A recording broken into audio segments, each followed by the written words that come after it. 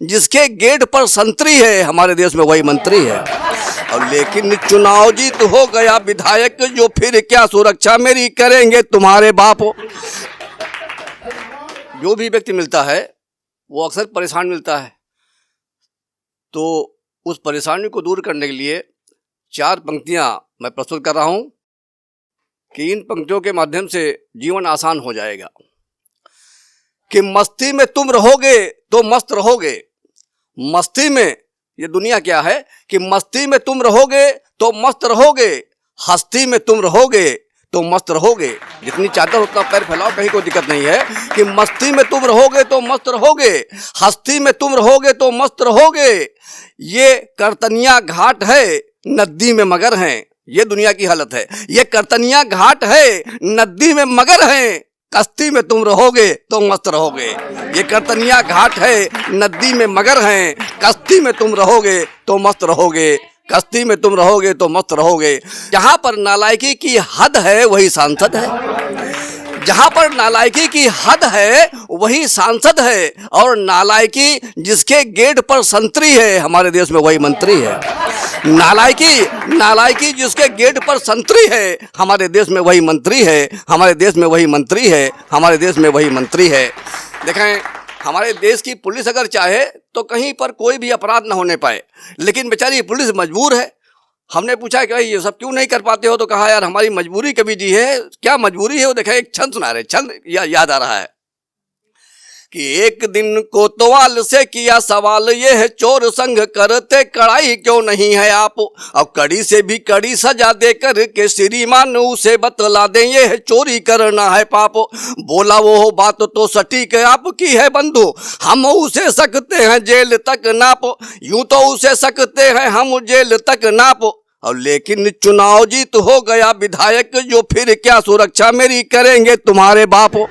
लेकिन चुनाव जीत हो गया विधायक, जो फिर क्या सुरक्षा मेरी करेंगे तुम्हारे बाप। देखिए क्या क्या कारनामे करके लोग आते हैं कि 7 बार चोरी और राहजनी, 14 बार डाका डाला कई बार अपने जमाने में। 7 बार चोरी और राहजनी, 14 बार डाका डाला कई बार अपने जमाने में। और पुलिस से मुठभेड़ हुई कई बार प्राण तो बचे थे भाग जाने में।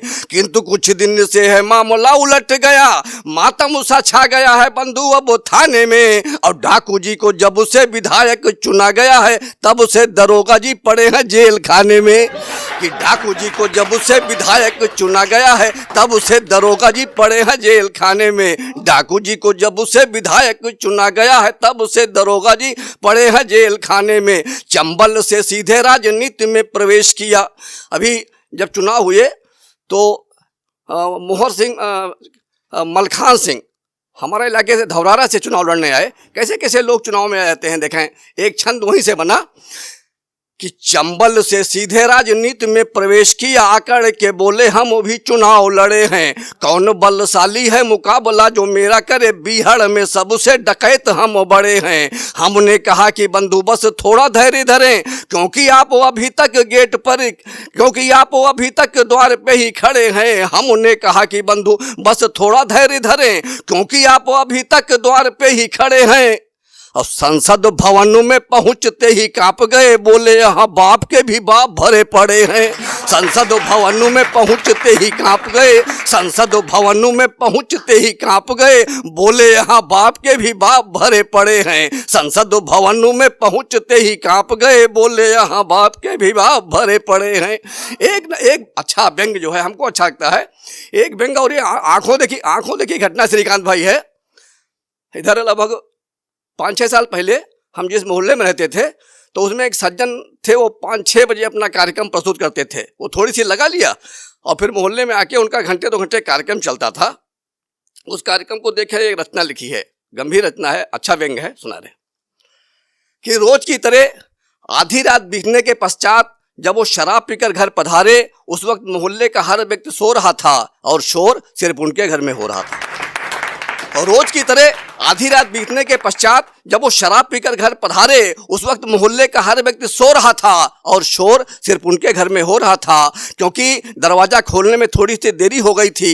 इसलिए बाल पकड़ के घसीट रहे थे, बच्चों के सामने उनकी माताजी को बुरी तरह पीट रहे थे, छोटे बच्चे को उठा के पटक दिया था, बड़े लड़के का हाथ कस के झटक दिया था, छोटा लड़का पटकने से बेहोश हो चुका था। ये देखकर बड़ा लड़का अपना धैर्य खो चुका था।